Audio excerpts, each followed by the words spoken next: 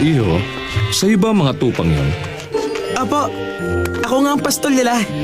Ako mismo. Ito'y bahagi lamang ng pastulan ng aking pamilya. Ang aking ama nagtalaga sa akin dito. Ako! Kung ganoon, kung ipinagkatiwala sa iyong lahat yan ng iyong ama, Marahil ay nais mong sundan ang isang yon. Ha? Naku po! Rebelde, bumalik ka! Bumalik ka!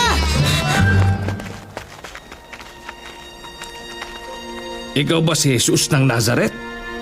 ako nga. Tinatawag ka nilang guro at isang propeta.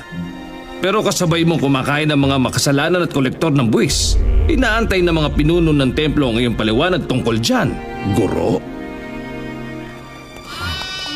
Hinto! Rebelde, hindi ka dapat umalis ng Kung ang sino pastulan! man sa inyo ay may 100 tupa at mawala ng isa, ano ang gagawin mo?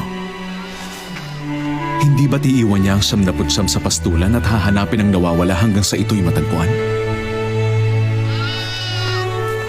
At pag nahanap mo ito, lubos kang magagalak kaya't ilalagay mo ito sa iyong balikat at papasanin pa uwi.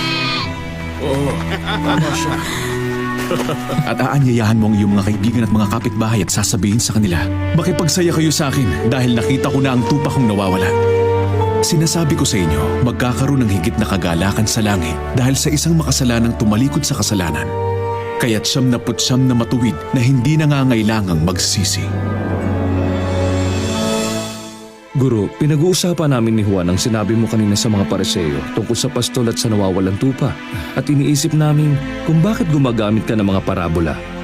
Ang lahat ng nakikinig sa aking katuruan ay mas marami pang mauunawaan at mas lalo silang magiging marunong. Ito ang totoo. Maraming propeta at matuwid na tao ang nais makita ang nakita nyo. Ngunit hindi nila nakita. At nais nilang marinig ang narinig nyo. Ngunit hindi nila narinig.